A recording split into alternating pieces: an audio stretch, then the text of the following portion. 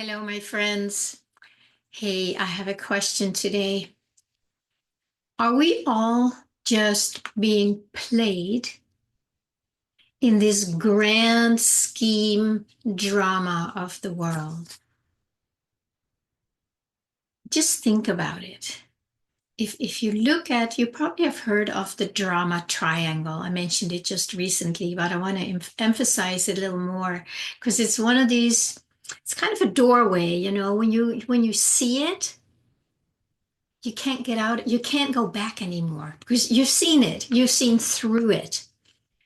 So just imagine that we are all players and we either play the villain, we've all played that role, or we can be the victim. Boy, have we ever all played that role. Or we can be the rescuer, and we have all played that role.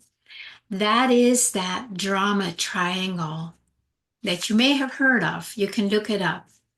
Right now, I can't remember who started it, but I will put it in the description. So, this triangle of villain or perpetrator, victim, and rescuer.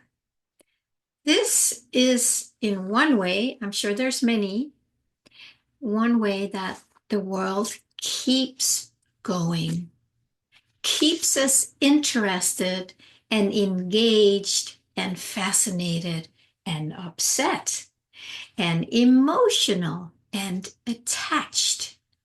These emotions is what we feed. Let's just call it a triangle today. It's the matrix, it's the simulation, it's the overlay, it's the illusion. But it takes something for an illusion to look like it's real and alive. It takes our energy to stay engaged. The moment we take out our energy, it disappears in your own experience. I'm not saying that the physical world disappears, but your engaging in it disappears. And that's why your experience of it changes. Or it may not totally disappear. I don't think we're quite near there yet, if ever. But if you are curious to see how you can exit the matrix and be free and become part of the solution to this drama, this theatrical drama, trauma, then start paying attention to which role you're playing right now. I can refer back to, I think it was yesterday, but I really want to just massage this subject a little more and see if more people can start waking up to see what we are engaging in individually and collectively. This is how we keep it alive out there. Like this drama triangle, if one person or if one part of the triangle goes out, it collapses because it needs all three to keep going. So if you are, let's say, the victim, there's a lot of people who feel victims right now because they're very, very afraid of where the world is going to go. And that is a very big part of it because when you're a victim, of course, you need a perpetrator and you're afraid of that perpetrator, right? And then there's the other people who are going to come on their white horse and say, to the rescue, we're going to impeach this guy, or we're going to fire that guy, or we're going to do this or that. And that's when you have this triangle, well and alive. Alive and well, I think it's supposed to be said. So, what if you own your role? If you can say, oh, wow, I see I am playing this role right now. I am the rescuer because I'm trying to warn people and about what's going on in the world by, saying this and this and this and finger pointing, but, I'm going to show you so I can rescue you. It's so funny when I'm saying that right now. Like, am I playing the rescuer right now by sharing some things that I see? So, yeah, I probably am, because this is how the world works. But if it's done unconsciously, if you are playing a role unconsciously, you will stay in the theater. I think there's many, many people who are playing the role of a victim, and that is good nourishment for the perpetrator and for the rescuer, right? Oh, I'll help you. Or it's like, oh, you. That is the nourishment, that's the fodder that they need, and vice versa. If there is no victim, there's nobody to rescue, and there's nobody to perpetrate, to be a villain towards. So by taking one out, the whole structure collapses. And my friends, we can do that. The only thing that's holding most people back, like I keep repeating, but I know these things need repeating and repeating, because the programming in us is so deep and so thorough that it takes a lot to wake us up to see what we are doing. And I'm hoping in my rescuer role, if I may just expose it, I hadn't thought of that before I started, but it's obvious. You can like, oh, wow, I'm doing it here. But by really seeing it, what you're doing, maybe over and over, in this situation, you may be the rescuer. Over here, you're the victim. And then, God forbid, over here, you're the perpetrator. And nobody really likes to own that role of a perpetrator, right? It's like, oh no, I don't do that. But if you're out there, putting people down and blaming, shaming, finger pointing, that's being a perpetrator. Truthfully. But it's hard to own that, right? Nobody wants to own their inner perpetrator.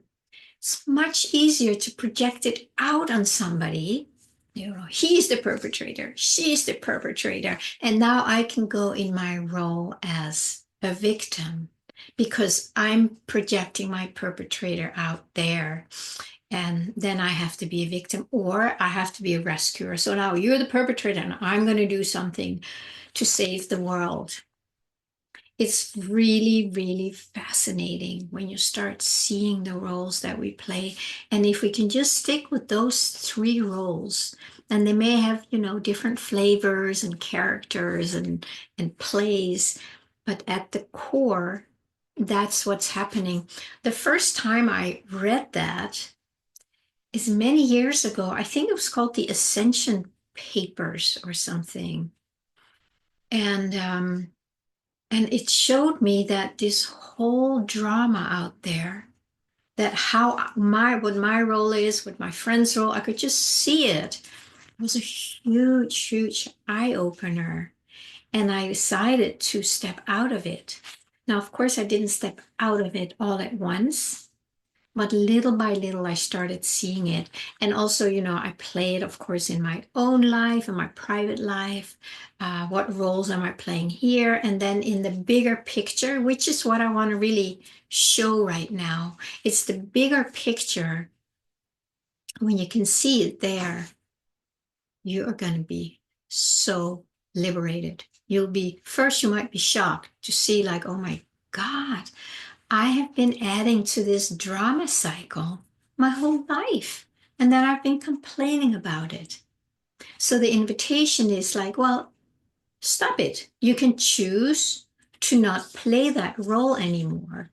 And that is a lot easier said than done, as I certainly know myself, because of all these emotional traumas and memories and contractions and pains. That is what keeps us projecting it out there.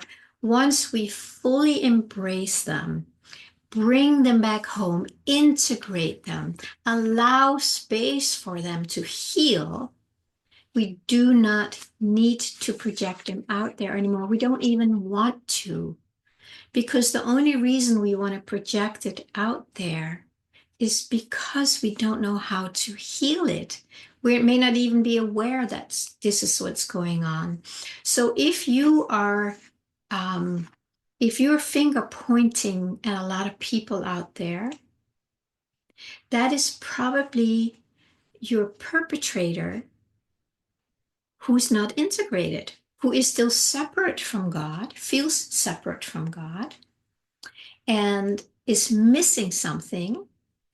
And then it's going to be projected out there, because when you're in here, you don't project, you're just being. But when you remove yourself from the divine, from your source connection, from your essence, divine essence, then you don't have access to what keeps you safe and whole and fulfilled and loved. So then you probably feel like a victim.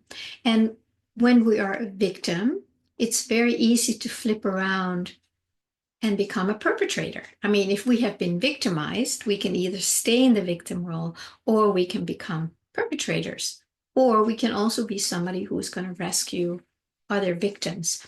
There's a lot of combination in this drama, and just take a look at it. You might get a good laugh out of it, seriously, but you just need to get far enough out to see what you're doing. And then when you can see it, then turn within and look at, okay, yeah, I'm a perpetrator when I blame these people, when I yell at them and I make them wrong, blah, blah, blah. I'm a perpetrator. Yeah, but it's nothing like what he or she does. It's totally the same. It's just projecting out unhealed and unintegrated wounds and pains. And that is probably what these people that you projected onto are going through also. So my invitation is, it may not, if it doesn't resonate with you, that's fine. But by you starting to heal your unintegrated and unhealed parts, you will not project it out there. Almost, gosh, it sounds a little strange to say that, but it's almost like making other people be a perpetrator, because you're in your victim unhealed role. So you need a perpetrator. If I'm a victim, I need a perpetrator or a rescuer to confirm my role. To say, yeah, see, here you are, you're a victim. And so a victim needs a perpetrator and a rescuer, and vice versa, right? A perpetrator needs a victim and a rescuer needs a victim to rescue, or it needs a perpetrator to dismantle so it can rescue the victims. This is in one way a very, very simple way of describing what's going on in the world. But please try it on. I mean, what have you got to lose? Your role. you will lose your role, because it's going to be very uninteresting. And then it's going to be much more fun, not to be a rescuer as another role, but just to be the light that you already are, but that was being covered by the unhealed parts, right? They're sitting here as contractions. So even though the light is totally there, it's not going to shine through in your experience, because you and we are holding like a fist here that will not let the light through. In our own experience, the light is fine. You can't stop the light, but we can stop ourselves from experiencing the light. So deep inner work is something we all have to do. Bring home all the disowned parts, all the inner perpetrators, all the inner victims, all the inner rescuers. And I think if I look at it myself, when I was really thinking, I really want to make a difference in the world and I want to help people, many light workers feel that same way. And then I could actually see that as long as I wanted and needed that, I needed there to be people out there that need help, that need my help, that need to be rescued. I need to see a world that is out of balance. And again, I'm not in denial. I'm not a bypasser. If you have watched any of my videos, you know that bypassing is not my thing. But staying identified with roles that are not who we are, that is equally not my thing. So let's take a deep breath. What if it's really okay that there is a perpetrator inside of you? I'm saying it with a little smile because there is one in each one of us. And it's shameful in the beginning to own that, right? It's like, oh, yeah, I do that. I do to myself. That's most people, if not all, do it to themselves. We're our own worst perpetrators. And until we heal that, even if we don't do it to anybody else, publicly or overtly, we still we project it out, and it's just an invitation. Stop being your own worst perpetrator. Choose to not be a victim of your own perpetrating, and you can choose not to project it out, but turn around and maybe be your own rescuer. Maybe you can rescue the parts inside that you have denied, that you have been perpetrating. Maybe that would be an intermittent good use of being a rescuer, to just come home to all the parts inside that you've pushed out, and you can come and say, you can open the door and say, my sweet ones, come on home, come on home. And then, of course, do some of that deeper work. It doesn't happen overnight. Speaking from experience, it's an ongoing process, but it gets easier. It gets totally easier because your presence grows. And that means that you're more capable of being present with the part that you were totally identified with and there was no light or presence around it. So by just bringing a little light or a little presence or a little love to these frozen parts, you're already expanding a little bit. And then there is more presence. And the more presence there is in you, the more you can be present with inside that you weren't able to before. And that's the process. And then there will just be more and more presence and very, very little interest in projecting anything out there because there's not much left to project out. And again, I'm absolutely not perfect at this, but I feel I kind of know how to write that landscape inside of me and with my clients. And I think it's always a beautiful thing to stay authentic and transparent. And just like, yeah, I certainly still have places that are not integrated, but I'm always willing. And as soon as there is something, I will just bring it in. I will rescue those parts. Okay, friends, give me a like, a comment below, share with your friends. I do believe that these videos are very, very valuable if you want to make the transition from being identified in the matrix, in a drama triangle, or if you want to transition into freedom. So I'd love to hear from you, and I will talk to you again soon. Thank you.